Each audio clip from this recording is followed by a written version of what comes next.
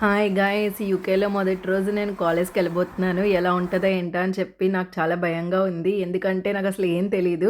Maps పెట్టుకొని వెళ్ళిపోతున్నానంతే.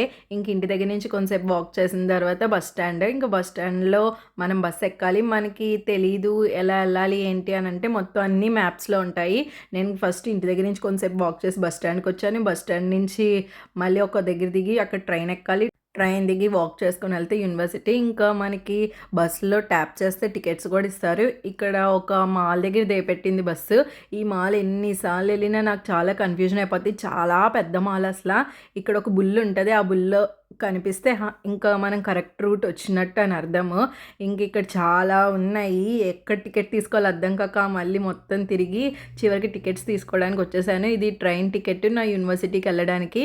And train ticket తీసుకున్నప్పుడు నేను వెళ్ళడానికి, రావడానికి ఒకేసారి తీసేసుకున్నాను.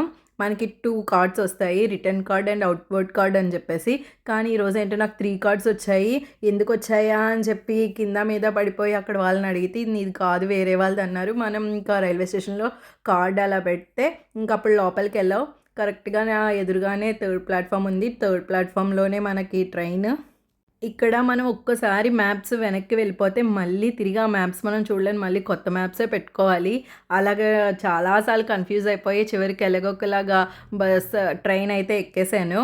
ట్రైన్ ఎక్కే దగ్గర గూడా మనకి ఆటోమేటిక్‌గా డోర్ ఉంటది. లేకపోతే మనం బటన్ ప్రెస్ చేస్తే ఓపెన్ అవుద్ది. ఎప్పటికప్పుడు అక్కడ డిస్‌ప్లే అవుతూ ఉంటది. మీ స్టాప్ నెక్స్ట్ స్టాప్ ఏంటి అని చెప్పి. ఇంకా సేమ్ ఇలాగే కార్డ్ పెట్టుకొని బయటకొచ్చేసాను. బయటికి రాగానే మళ్ళీ ఇక్కడ గూడా ఒక ట్రైన్ ఉంది. దీన్ని ట్రామ్ అంటారు. బయట రోడ్ మీద ఉన్నది. ఇంక అలా కొంతసేపు వాక్ చేసుకొనెళ్తే యూనివర్సిటీ వస్తది. ఇంక యూనివర్సిటీ వచ్చేసరికి ఊపిరి పీల్చుకున్నట్టు అనిపిచ్చింది. ఎన్ చాలా కష్టం మీద యూనివర్సిటీకి చేరుకున్నాను. అంత సులువైతే కాదు. ఏదైనా మనమే తెలుసుకోవాలనిపిచ్చింది.